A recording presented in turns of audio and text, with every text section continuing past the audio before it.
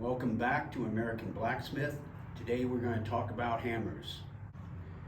In our shop here we have over 200 hammers.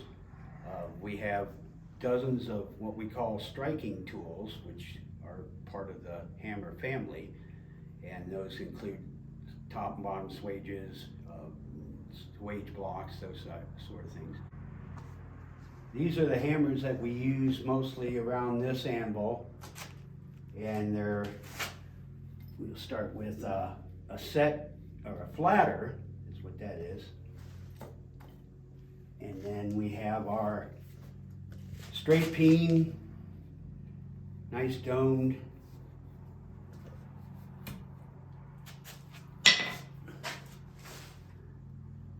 then we have a couple sledges here, hand sledges, and then I'm able to get movement with a heavy hammer and then just switch to another lighter hammer, but I can get more metal moving.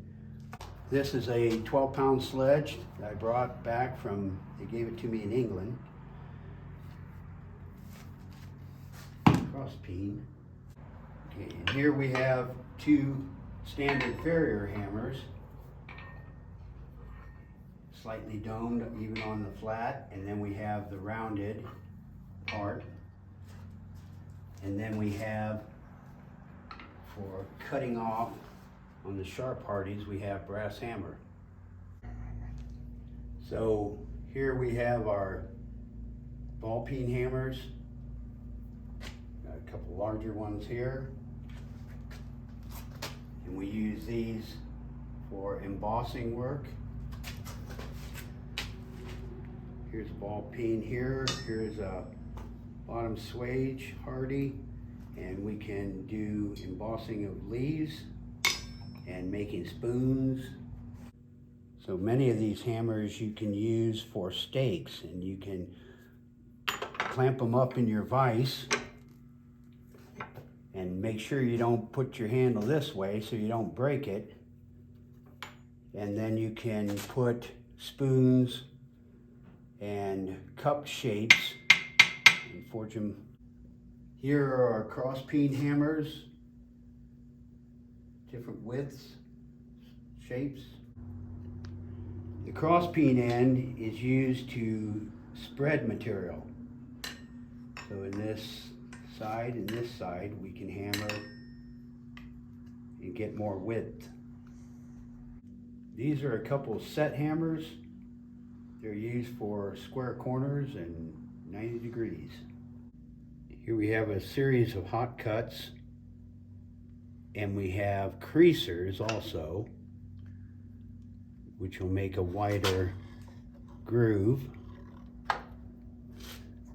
Here's a couple more hot cuts, creasers, and farrier tools.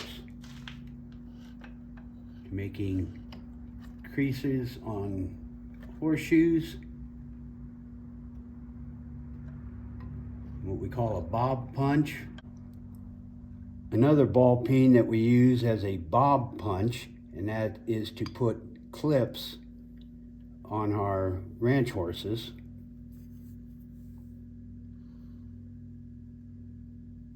We have a creaser for putting in the grooves for the horseshoe nails.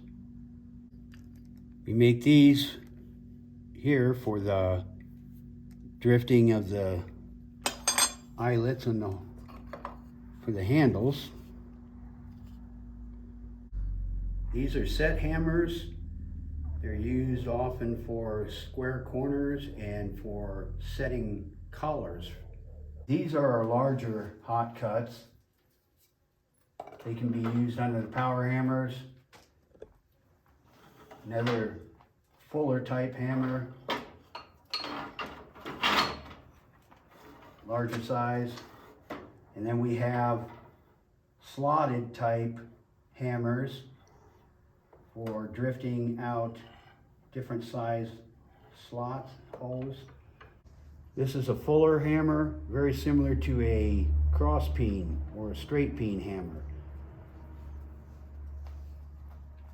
This is one of the set rivet hammers. On the end here we have the top striking tools, swage tools. Go. And this is one of the bottom swages to match up with all the top. We keep a rounding hammer on the swage block. This is a rawhide mallet, and it's really good for straightening twists, and that way you don't mar the edges. We keep standard types of hammers around all the working stations, including more Farrier type rounding hammers and brass hammers, more anvil hammers, cross peen here, a hot cut marking tool, and we've got a couple 20-pound sledge hammers here. We keep a set of hammers in the forge trailer so that we're not shortchanging the regular shop.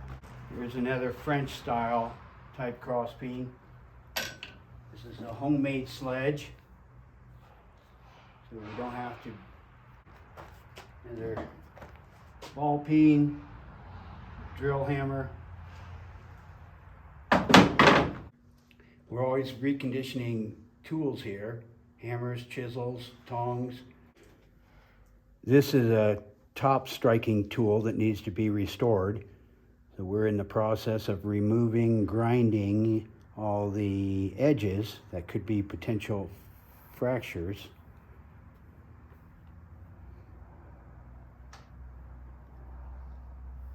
These are hammer heads that are getting ready for handles. We keep a stock of handles here.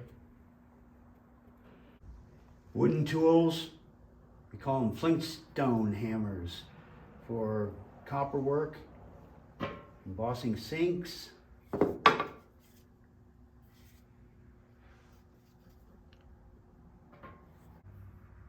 and some big sledgehammers, another 20-pound sledge, another 10-pound, and drill hammers and set hammers for our power hammer pins.